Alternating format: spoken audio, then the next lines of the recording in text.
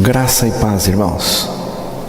Vamos abrir a palavra de Deus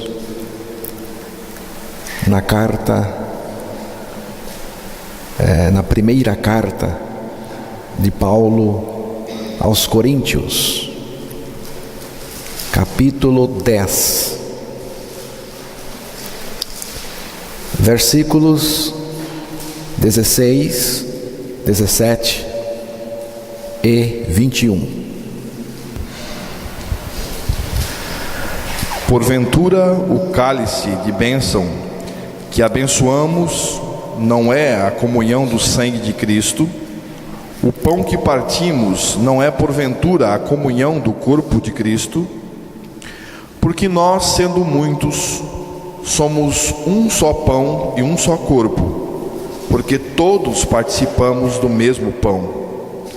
Não podeis beber o cálice do Senhor e o cálice dos demônios. Não podeis ser participantes da mesa do Senhor e da mesa dos demônios. Que Deus revele a sua palavra ao nosso coração nesta manhã. Irmãos, a maior riqueza que uma pessoa pode ter é a presença de Cristo no seu interior. A maior necessidade que uma pessoa tem não é dinheiro, não é carro, não são coisas, é Cristo somente. Uma pessoa que tem Cristo vivendo no seu interior tem tudo, tem tudo. Isto é o máximo que uma pessoa pode alcançar aqui nesta terra. Mas quem alcançou esse máximo ainda cresce, irmãos, nesse máximo, porque Cristo é infinito. Há um cântico que tem um sentido, um significado profundo para mim. Vem revelar Cristo em mim. Vem revelar Cristo em mim. Sei que é pelo teu poder o revelar Cristo em mim. Vem revelar Cristo em mim. Vem revelar Cristo em mim. Sei que, ó Pai, é o teu querer o revelar Cristo em mim.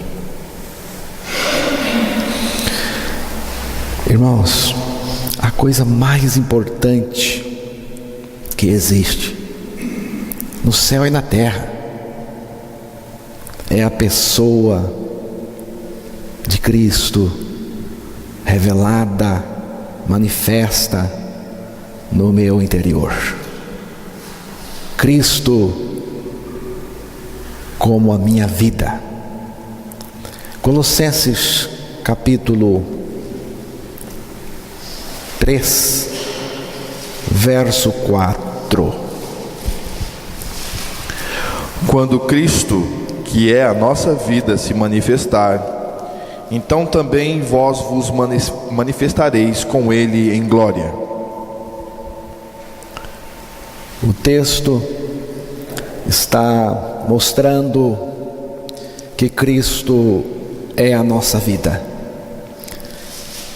É importante você compreender bem o que o texto está dizendo. O texto está dizendo, irmãos, que Cristo é a nossa vida.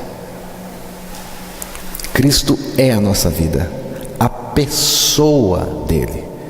Cristo pessoalmente é a nossa vida. E como nossa vida, diz aí que Ele se manifesta. Se manifesta. Outro texto da palavra diz: olhando para Jesus. Olhando para Jesus. Não um Jesus além de mim, mas um Jesus em mim. Um Jesus em mim.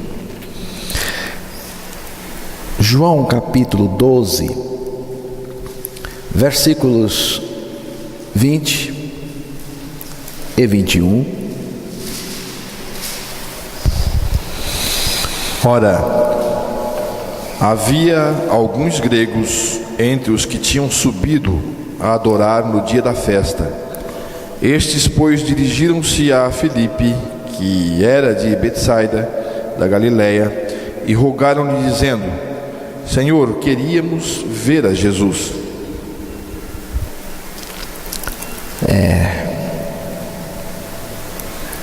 Havia alguns gregos entre os que tinham subido a adorar no dia da festa. Estes, pois, dirigiram-se a Filipe, que era de Betsaida, da Galiléia, e rogaram-lhe. Prestou atenção? Rogaram-lhe.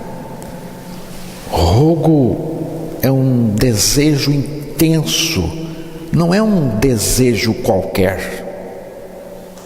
Rogaram-lhe dizendo: Senhor, queríamos ver a Jesus. Queremos, como diz a outra versão, queremos ver Jesus.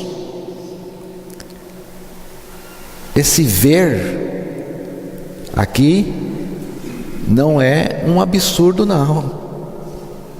Trata-se da visão de Cristo revelado ou manifesto no nosso interior. E quando isso acontece, irmãos, também acontece uma coisa maravilhosa, uma coisa chamada comunhão, adoração. O texto também falou de adoração. Adoração é um contato muito pessoal e íntimo com Ele. Aqui são adoradores com fome de Cristo. Vocês já ouviram falar em caçadores de bênçãos? Eles existem. São aqueles que só andam atrás do que os outros têm. Esse pessoal, irmãos, não gosta de ninguém. Gosta de tudo que os outros têm. É assim que os caçadores de bênçãos fazem com Deus. Gostam do que Cristo tem. Mas a nossa visão tem que se voltar para esse ponto. Jesus, eu quero, além de tudo isto que tu já tens feito para mim, eu quero a ti mesmo. Irmãos, precisamos definir o que queremos. Precisamos definir o que queremos. Se você quer tudo o que Deus tem, Ele dá. Seu caçador de bênçãos, Ele dá. Mas quero lhe dizer que neste caso você não passa de um utilitário. Deus é um Deus que lhe serve enquanto está lhe oferecendo coisas. Depois, não serve para nada.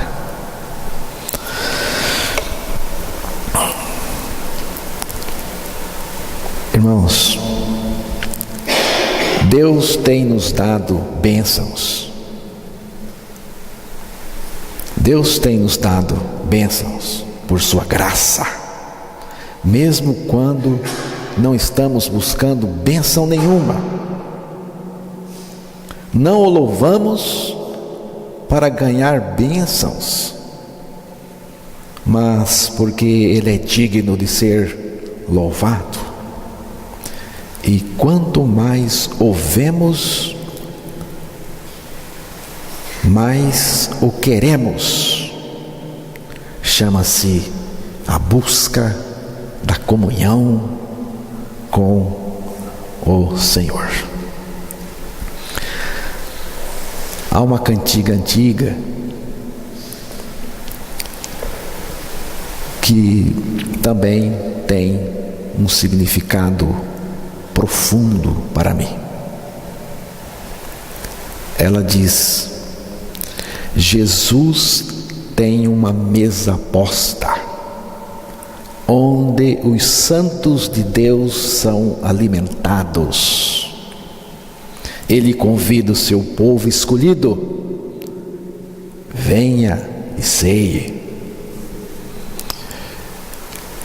Os discípulos de Jesus, irmãos, esse fato que vou descrever para os irmãos aconteceu depois da ressurreição de Jesus. Foi a terceira vez que Jesus se manifestou aos seus discípulos depois da sua ressurreição.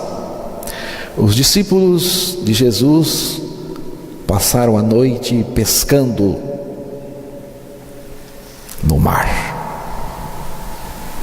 mas não pescaram nenhum peixe. É isso mesmo que acontece quando Jesus não está no comando do barco, do nosso barco. É uma canseira e um enfado só. E sendo já manhã, Jesus se apresentou na praia, mas os discípulos não conheceram que era Jesus. E Jesus pergunta para eles: filhos, tendes alguma coisa de comer? Responderam-lhe: não. E ele lhes disse: lançai a rede para o lado direito do barco e achareis. E eles fizeram como Jesus havia dito e apanharam um cardume inteiro de peixes. Nesse momento, João reconheceu Jesus e disse: é o Senhor. E Pedro imediatamente lançou-se ao mar, e os outros discípulos foram com o barco. Logo que desceram para a terra, viram ali brasas e um peixe posto em cima e pão. João capítulo 21, o versículo 9.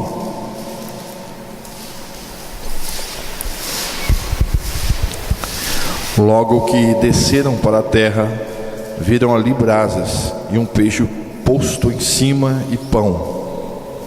E o verso 12 e o 13. Disse-lhes Jesus: vinde e comei. E nenhum dos discípulos ousava perguntar-lhe: quem és tu? Sabendo que era o Senhor. Chegou, pois, Jesus e tomou o pão e deu-lhes, e semelhantemente o peixe.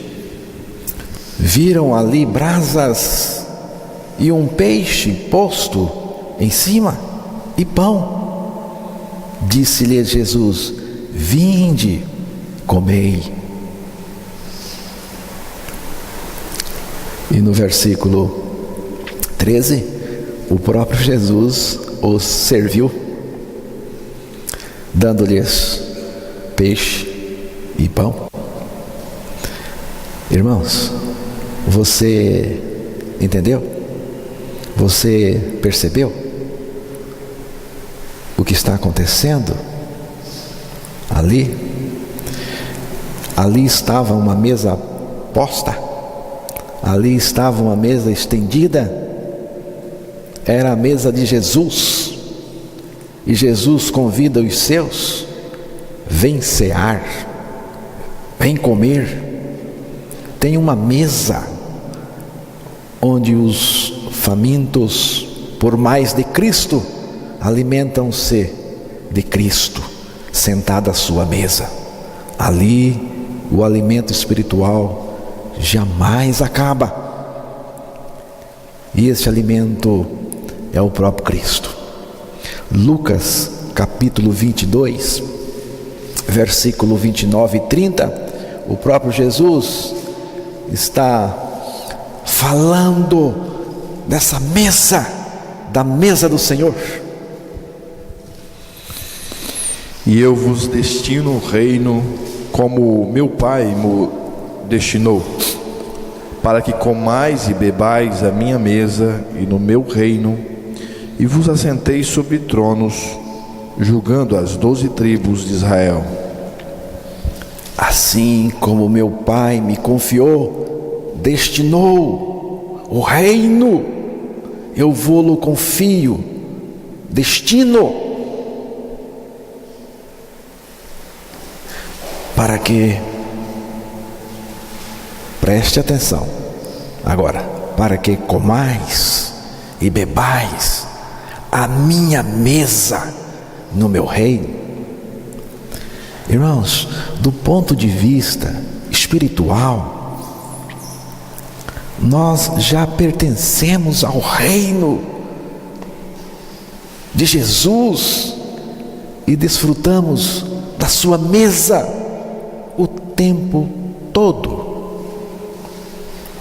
Nos deu vida juntamente com Cristo, pela graça sois salvos, e juntamente com Ele nos ressuscitou e nos fez assentar nos lugares celestiais em Cristo Jesus. Efésios capítulo 2, versículos 5 e 6. É o banquete da fé. A mesa de Cristo está posta, irmãos. Mas eu pergunto: você tem fome para Cristo?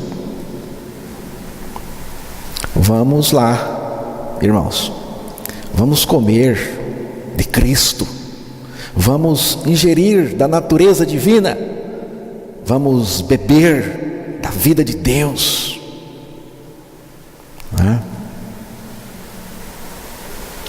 vamos comer, vamos beber do seu ser, de tudo que Cristo é, sentado à mesa do Senhor. Só uma coisa me importa, irmãos, sentado à mesa do Senhor, só uma coisa me importa: a revelação de Cristo em mim. Vem revelar Cristo, vem revelar Cristo em mim. Sei que, ó Pai, é o teu querer o revelar Cristo em mim. É hora de assentarmos à sua mesa para receber a revelação da grandeza de Cristo. A nossa recompensa não é ouro, nem prata, nem mansão, nem carrão, mas Cristo revelado ou manifesto no meu interior.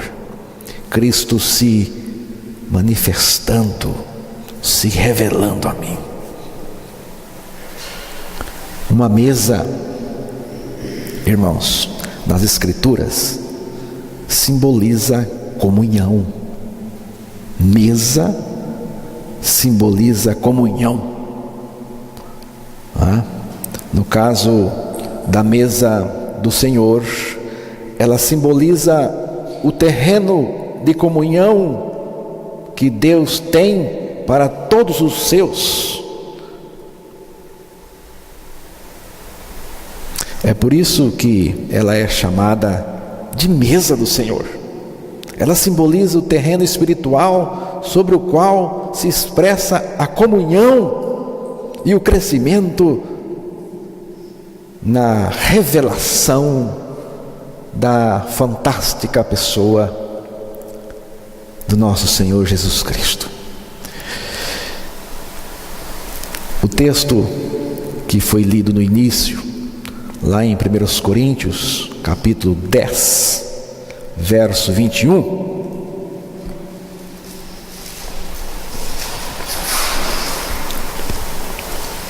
não podeis beber o cálice do Senhor e o cálice dos demônios.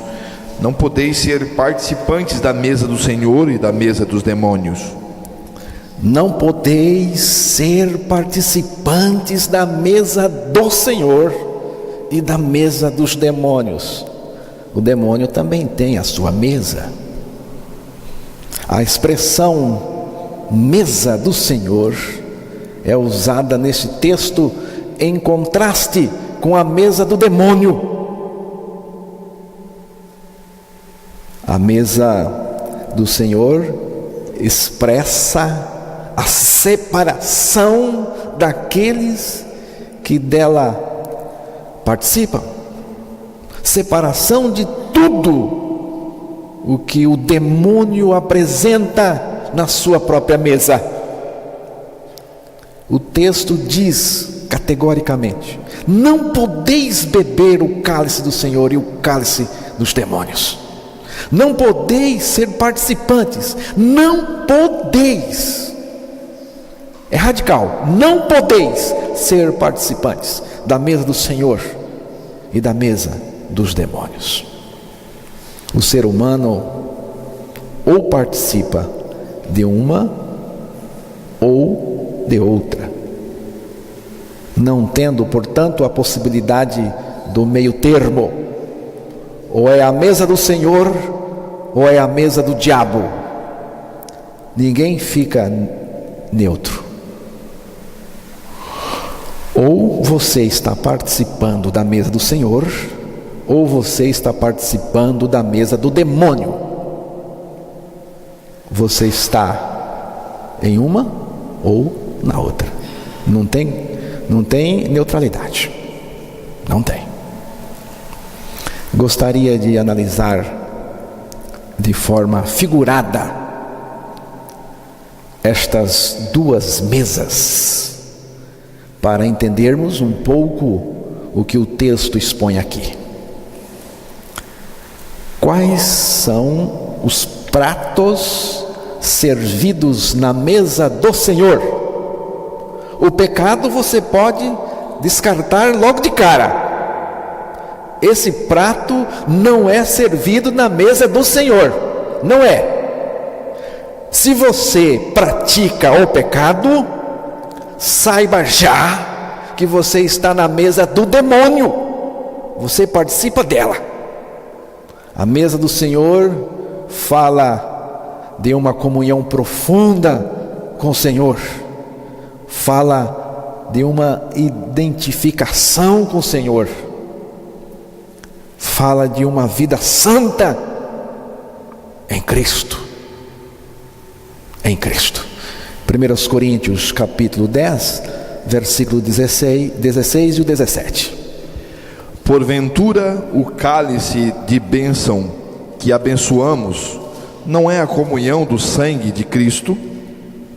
O pão que partimos não é porventura a comunhão do corpo de Cristo? Porque nós, sendo muitos, somos um só pão e um só corpo, porque todos participamos do mesmo pão. O apóstolo Paulo fala de 2 elementos servidos na mesa do Senhor. Ele fala do vinho, fala do pão. Você lembra que pão foi um dos alimentos que Jesus serviu aos seus discípulos na praia, quando ele preparou aquela mesa. Ele mesmo preparou e ele mesmo serviu. Pão.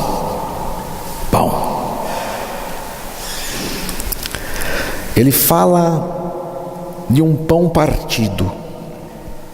E diz aí que o pão partido é a comunhão do corpo de Cristo crucificado por nós. Mas essa comunhão indica que houve uma identificação nossa no corpo de Cristo. Pão é tipologicamente uma figura muito importante. Primeiro, irmãos, porque o pão é fruto de um sacrifício. A espiga de trigo tem que perder a sua identidade, tem que perder a sua individualidade, e através de um processo de moinho, o trigo é quebrado e vira uma massa, vira uma farinha. Depois que tudo foi desmanchado e reduzido a uma farinha, onde está aquele grão maior? Onde está aquele grão menor? Onde está aquele grão mais bonito? Onde está aquele grão mais feio? Onde está aquele grão mais cheio? Onde está aquele grão mais xoxo? Acabou tudo, irmãos. Não existe mais.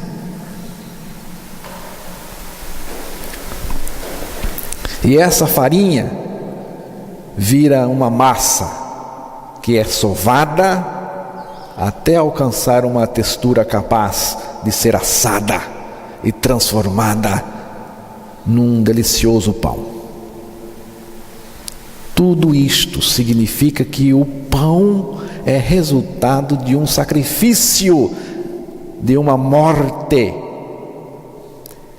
E fala, irmãos, cristalinamente da morte de Cristo e da nossa morte no corpo de Cristo, na cruz.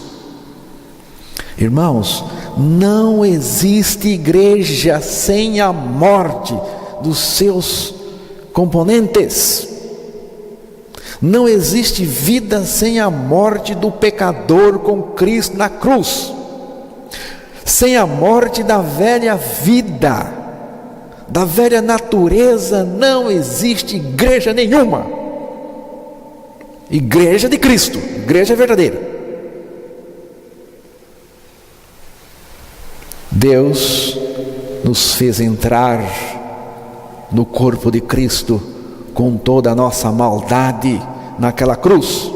E quando Cristo morreu, nós morremos com toda essa maldade. Sem a morte com Cristo naquela cruz, não podemos ser pão de Deus.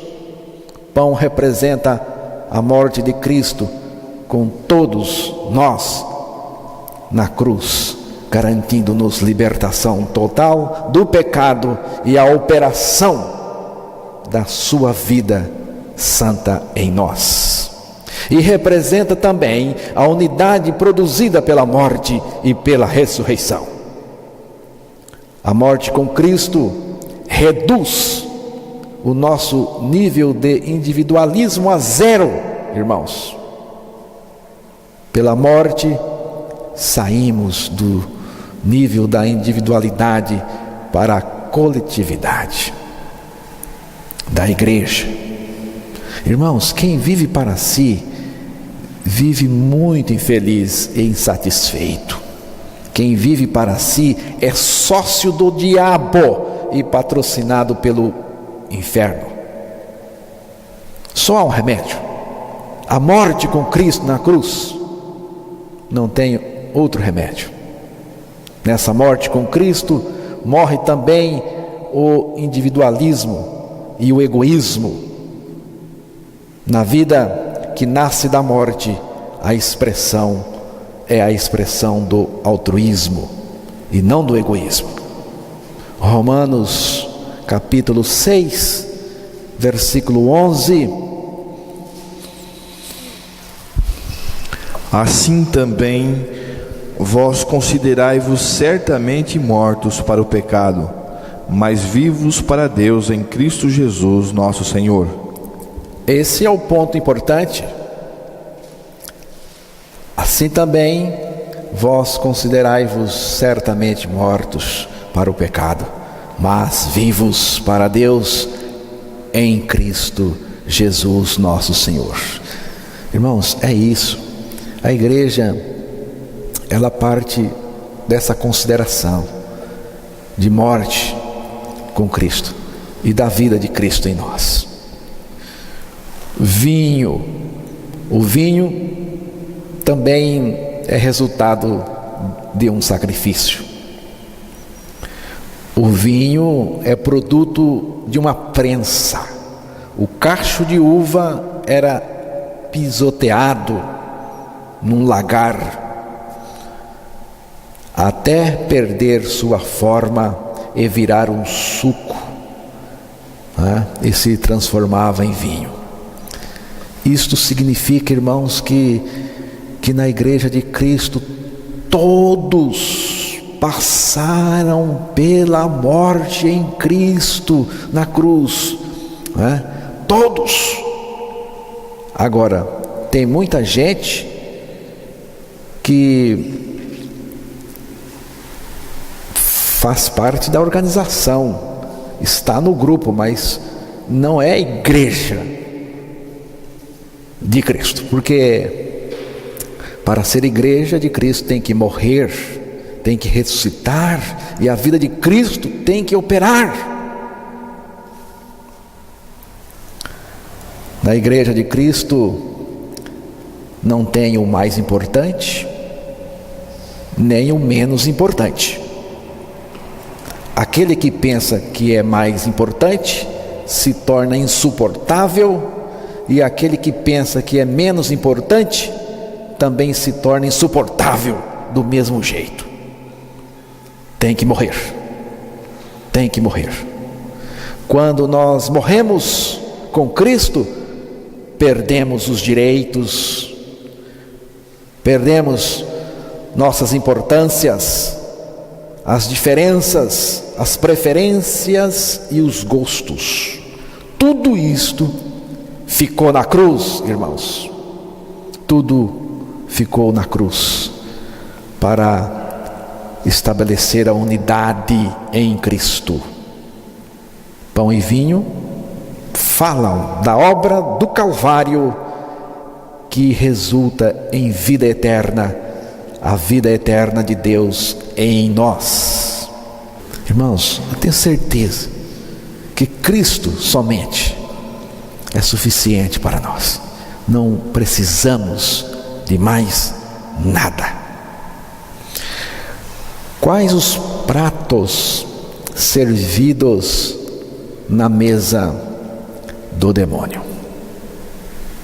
O prato básico é o pecado. É o pecado.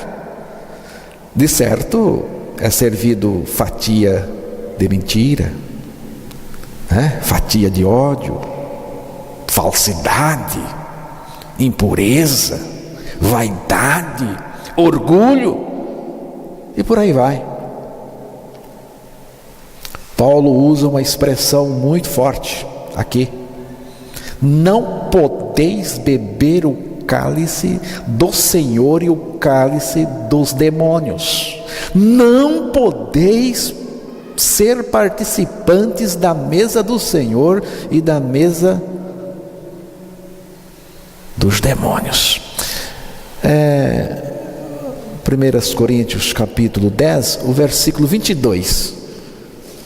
Você pode ler o 21 e o 22. Não podeis beber o cálice do Senhor e o cálice dos demônios. Não podeis ser participantes da mesa do Senhor e da mesa dos demônios. Ou irritaremos o Senhor? Somos nós mais fortes do que Ele? Ou irritaremos o Senhor? Você tenta, se você tenta levar o pecado para a mesa do Senhor, não dá. Você vai irritar o Senhor. Não existe essa possibilidade, irmãos. Não há como dividir a vida com dois senhores. Não há. Tem gente que tenta. Há até quem tente dividi-la com três, dividir a vida com três: Jesus, o diabo e a si mesmo. O cálice fala de um conteúdo que vai ser bebido. O cálice de Cristo é a sua morte na cruz. O cálice de Cristo que bebemos é a nossa morte com Ele na cruz. Morremos com Ele. Ele agora vive em nós. E não podemos beber nem um golinho do cálice dos demônios, nem participar da mesa dos demônios. O que se serve na mesa do demônio? Pecado, cobiça, idolatria, imoralidade, murmuração, inveja, poder, vaidade, mentira, engano.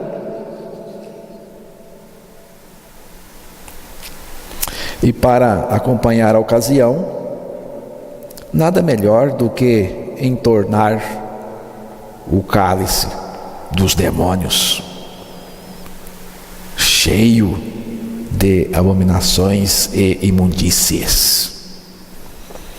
Irmãos, Satanás é versátil nos seus enganos. Ele prepara uma mentira apropriada para cada tipo de pessoa. Para cada tipo de pessoa. Separamos 10 das mais conhecidas.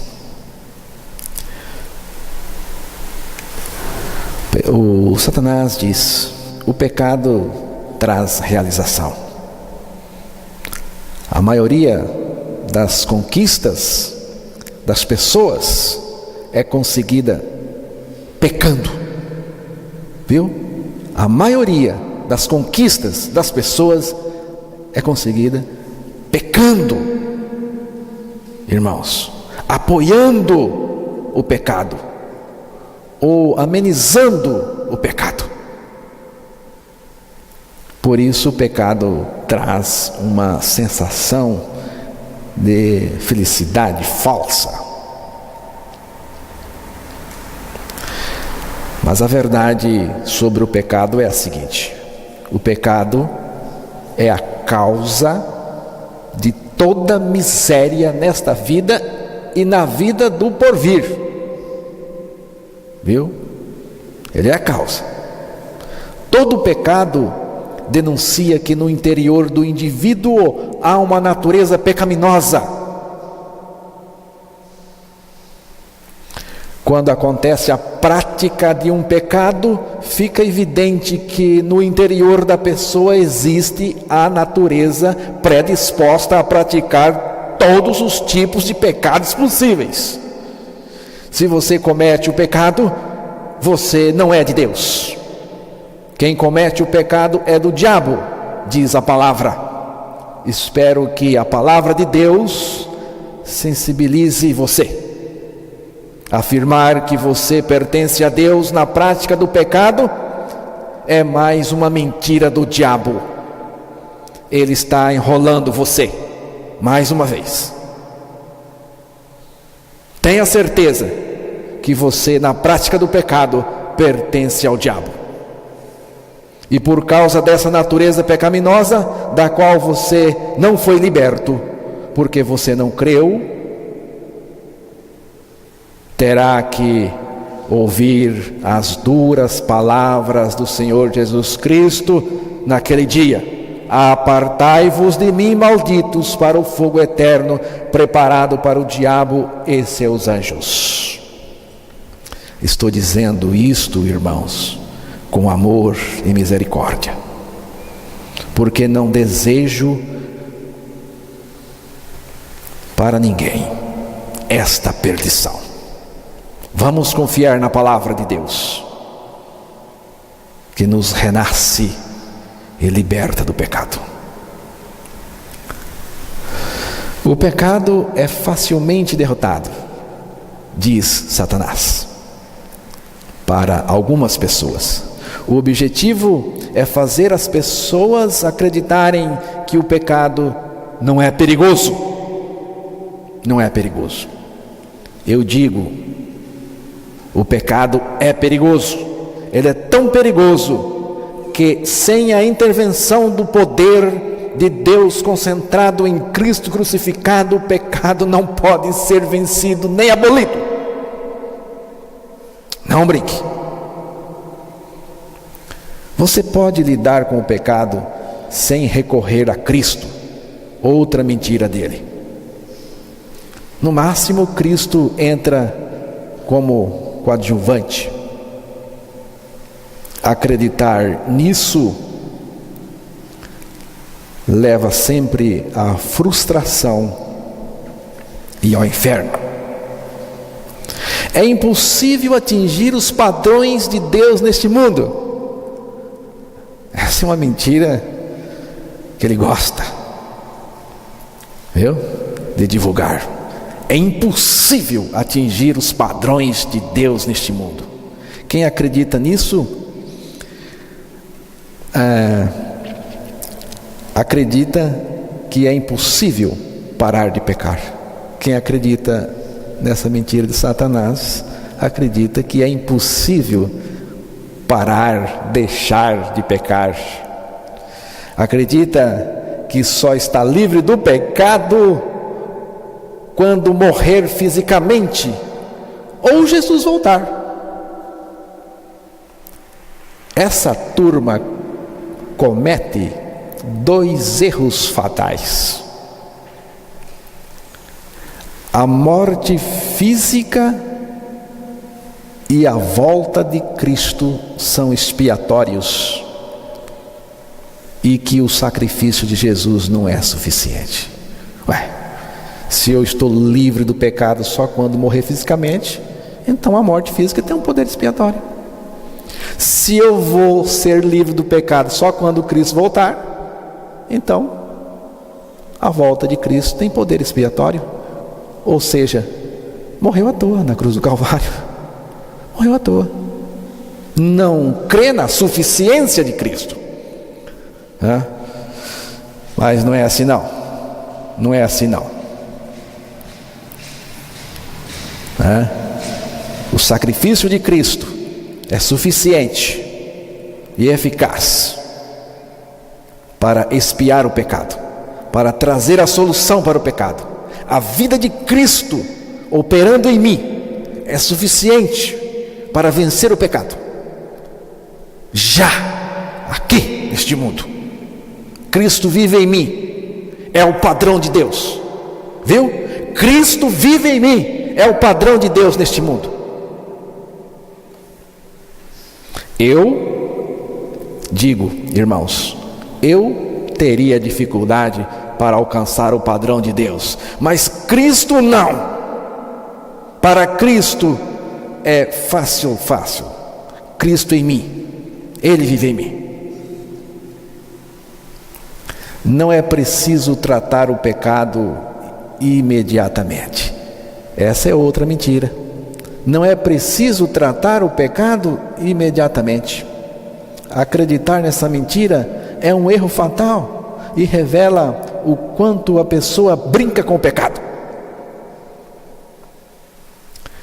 O quanto antes você tratar essa questão do pecado na sua vida, melhor será. Não brinque com a sua alma, porque o pecado leva para o inferno. Posso pecar sem sofrer as consequências. Tem gente que pensa assim: posso pecar sem sofrer as consequências. Muita gente acredita nesta mentira, especialmente se o pecado é pequeno, entre aspas, porque não existe pecado pequeno. Mas se alguém acredita nisso, se alguém acredita, foi um pecadinho, não tem consequências. Então escute: o caruncho é pequeno, mas põe abaixo o paiol inteiro. O cupim é pequeno, mas destrói a casa inteira. A formiga é pequena, mas causa grandes prejuízos à lavoura. O fundo da agulha é pequeno, mas por ali passa novelo inteiro de linha. Cuidado com o que você chama de pequeno. Deus não vai me julgar porque todo mundo faz o mesmo. Tem gente que pensa assim: todo mundo faz, a maioria faz.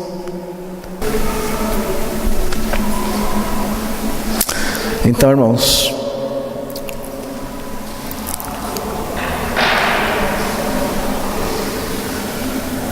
cuidado para não ir para o inferno com a maioria. Você segue a maioria para fazer o que desagrada a Deus? Você segue a maioria para desobedecer a Deus? Viu? Você vai para o inferno com a maioria. Deus não vai me julgar porque não sou tão mal assim. Não sou tão mal assim. Não sou uma pessoa má e ruim. Eu quero lhe dizer: sua natureza é maligna, mesmo que você seja gente boa. Sua natureza continua maligna, má e perversa, e te levará para o inferno. Por isso Jesus veio, para remover de nós essa natureza, colocando em nós a sua natureza, a sua vida. No final, Deus vai perdoar, porque no final Deus vai perdoar. Tem muita gente que pensa assim: no final Deus vai perdoar, por isso vá em frente, peque. É impossível desfrutar do perdão de Deus e continuar na prática do pecado. Escute: é impossível desfrutar do perdão de Deus e continuar na prática do pecado. É impossível, porque quando Deus perdoa uma pessoa, Ele também muda a natureza dela. No final, Deus vai entender. Não. Deus não vai entender o pecado jamais. Deus não vai entender o pecado jamais. Portanto, não brinque. Finalmente, Deus nunca vai perdoar você, por isso, vá em frente e peque. Satanás também diz isso: Deus nunca vai perdoar você. Muita gente pensa que não tem mais perdão para ela. Muita gente pensa, irmãos, para mim não tem mais jeito. Para mim não tem mais jeito. Eu quero lhe dizer, se você pensa assim, não há pecado tão grande, que a graça não possa removê-lo. Viu? Não há pecado tão grande que a graça não possa removê-lo. Nenhum pecado é maior do que a graça. Isaías, capítulo 1, versículo 18.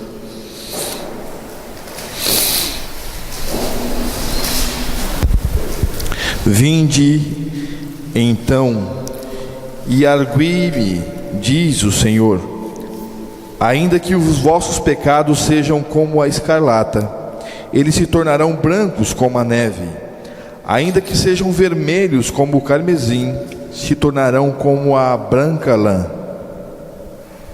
O Senhor diz: vem cá, vamos discutir o assunto. Não importa a gravidade